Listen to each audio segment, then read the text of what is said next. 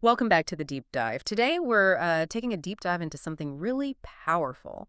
We're unpacking insights from excerpts of a classic book, The Magic of Thinking Big. And our mission for you is basically to cut through everything and pull out the most important, actionable bits about success and achievement. Think of it as a shortcut to the practical wisdom you can use right away. It's Yeah. tailored to help you grasp what really matters here. Exactly. We want to go beyond just, talking about success. This is about understanding the real drivers and giving you actual strategies Hmm. to help you unlock your potential and, well, start making things happen. Yeah. The undeniable power of self-belief. Okay, so let's jump in. The material starts with this really core idea. Believing you can hit your goals is like step one, absolute first step. hmm It talks about this belief releasing creative power. What does that actually mean? Is it just, positive thinking? That's a good question. It's more specific than just feeling good. Creative power here really means mental focus. Your brain actively looking for solutions, figuring out how to do something. Ah, And the key thing is, the level of belief needs to match how tough the goal is. If you genuinely believe, even something big like becoming VP of your company starts to seem, well, doable. that makes sense. If you don't believe it's possible, your brain probably won't even start looking for ways. Precisely. But what's really interesting is how this internal belief affects the outside world. It's not just in your head. No, Um, absolutely not. It's fascinating. Your belief doesn't just change you, it actually makes other people start believing in you too. right. There's this McKinsey Foundation study mentioned in the material. They asked leaders, business, government, science, religion, what they look for most in candidates. What was it? A sheer desire to get ahead, which, really stems from that deep self-belief. So leaders see that desire, that belief, as a predictor of success because it means you'll keep going, Right. right? Regardless of obstacles. Exactly. It keeps you motivated, keeps you finding ways. Okay, so the takeaway here is pretty clear. Believe in yourself, it focuses your mind, and it also starts building kind of a support system around you.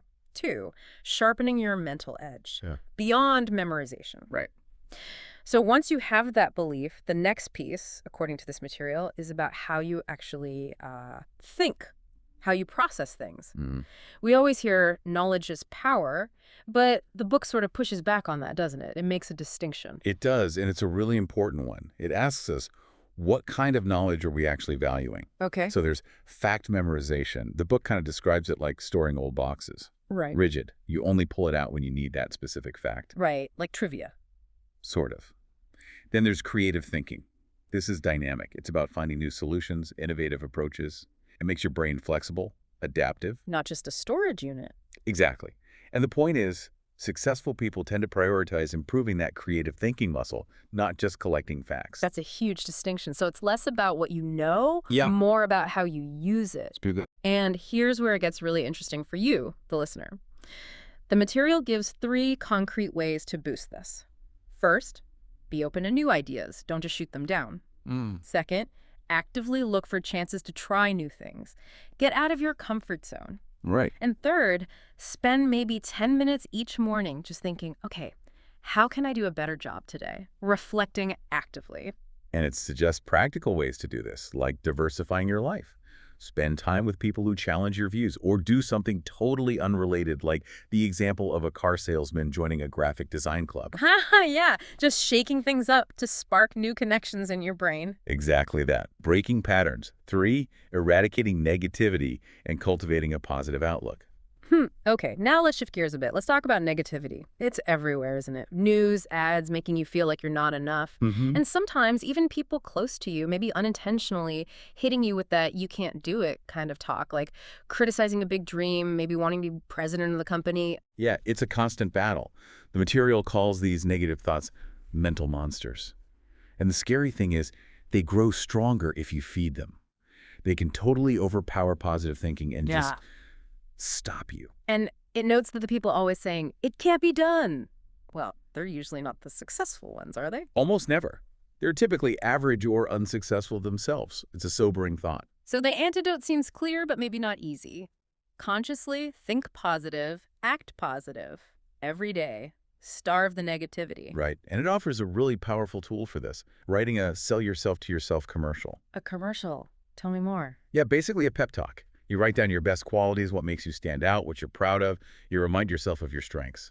Okay, like a personal affirmation script. Kind of, but more specific. Uh, The advice is to say it out loud, in private, at least once a day. And read it silently a few times, too. and the idea is, The idea is you start to genuinely believe it so strongly that negativity from the outside just bounces off. Yeah. Like rain off an umbrella, as the book puts it. I like that image. Yeah. Like a teacher could focus on their unique ability to make kids laugh. Reminding themselves of that specific skill builds real, tangible confidence. 4, the power of your environment and connections. Okay, this connects nicely to the next point, which is about other people. The idea that, no one succeeds alone. Absolutely crucial. The material stresses treating everyone with respect, even that coworker who seems, I don't know, difficult or mean, because you often don't know what's going on in their life. Right. They're probably dealing with their own stuff. And the insight is, if you treat them like they're important, make them feel valued, they're much more likely to reciprocate, to support you. It changes the whole dynamic. It really does. And connecting that to the bigger picture. Success rarely happens in a vacuum. You're often, as the book says, lifted by your peers, even your subordinates. So successful people are actively committed to nurturing those relationships. Yeah. It mentions former President Lyndon Johnson's 10-point formula. Oh, yeah. What was in that? Things like deliberately memorizing everyone's name, making a point to congratulate people sincerely on their successes. Small things that build real connection. It shows you value them. Exactly. And this idea of external influence goes beyond just people. The material uses this great phrase, your environment is mind food. Mind food. Okay. Yeah, like you are what you eat, Yeah. but for your brain, your living space, your friends, what you read, what you watch, it all feeds your mentality. So hanging out with gossipers makes you more likely to gossip. Right. Versus spending time with positive, driven people, which rubs off in a good way. Makes sense. So the advice is pretty direct. Create a high-quality environment. Make sure your home, your workspace, your social circle, even how you spend leisure time Yeah. should all encourage growth. Be intentional about it. Very intentional. Specifically, surround yourself with successful people. Study them. And this is key. Only seek advice from people who are already where you want to be. That's interesting. Why? Because, as the material puts it, the highest quality professionals always give the highest quality advice. Get input from people who've actually navigated the path you're on. And, of course, have friends who actually believe in you and your dreams. V-attitude as your silent spokesperson. Okay, so belief, creative thinking, positivity, environment. Now let's talk attitude. The book makes this point that your attitude is kind of broadcasting who you are even before you say a word. It really is. It's Yeah. like a silent spokesperson. Humans are incredibly tuned in to attitude. Evolutionary history, Right. reading nonverbal cues was crucial for survival. So we just pick up on it instinctively. We do. Attitudes are called mirrors of the mind. People sense your underlying state. And unsurprisingly, a positive attitude generally leads to the best results in any interaction. It just opens doors. So how do you cultivate that consistently? The material gives a couple of practical tips, right? Yeah, 2 main ones. First, always try to do what you believe is morally right.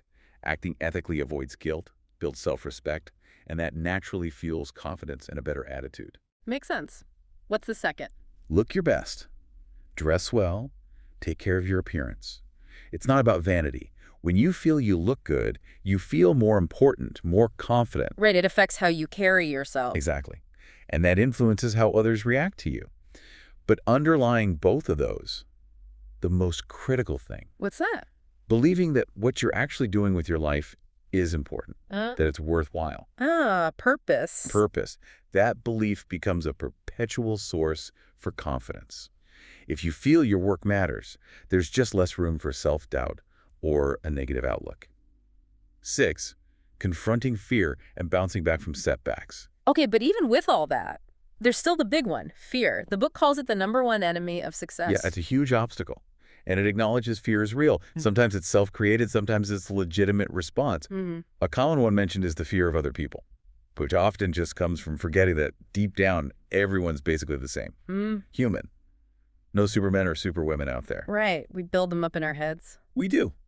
And that fear can be paralyzing if you let it. So what's the defense? The material talks about an antidote. Yes, Oh, a universal antidote for all types of fear.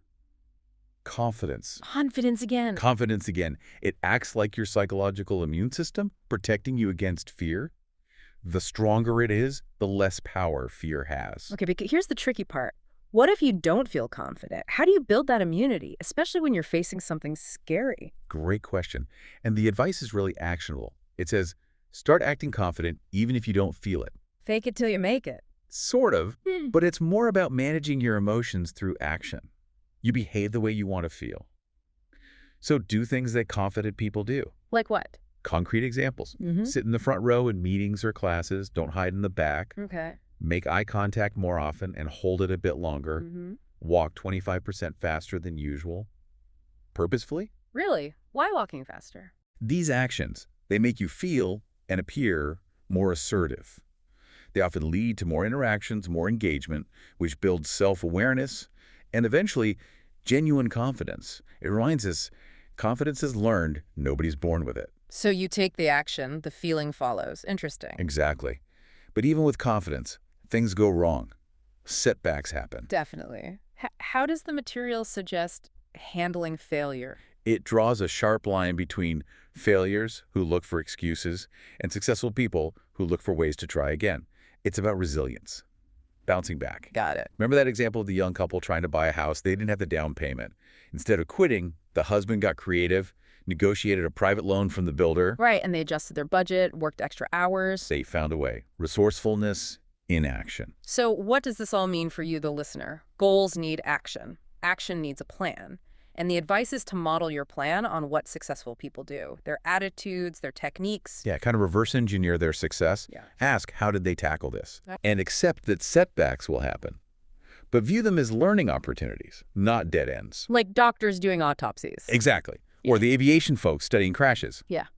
You analyze the problem to prevent it next time. Don't waste energy beating yourself up. Mm-hmm. Instead, channel that energy immediately into asking, okay, what can I learn? What can I do differently to make myself more deserving of the next shot? Outro. Wow. Okay. So to quickly wrap this deep dive up for you, if there's one core message, it really seems to be this. Self-belief is the absolute cornerstone of success. It really is. The book drives home that successful people aren't necessarily smarter or luckier. They're just more driven, more confident, fueled by that belief they've cultivated. And that potential, it insists, is inside everyone. And for taking action right now, based on everything we've covered, here are 3 specific ideas from the sources for you. First, try listening more and talking less. Focus conversations on others, ask questions, especially ones that challenge beliefs a little, to spark real discussion. Second, invest in yourself actively. Buy books, take courses, subscribe to things that make you think, make you your most important project. Absolutely. And third, avoid what it calls menial detours during your prime work time. When it's time to focus on important projects, resist the urge to, walk the dog or take a nap. Yeah. Have that internal mantra ready. No, I'm ready to work right now. Yeah. Guard that focus. So here's a final thought for you to chew on. Based on all this, what's maybe one small shift you could make in your daily routine starting today? Maybe it's acting confident in one specific situation, even if you don't feel it yet.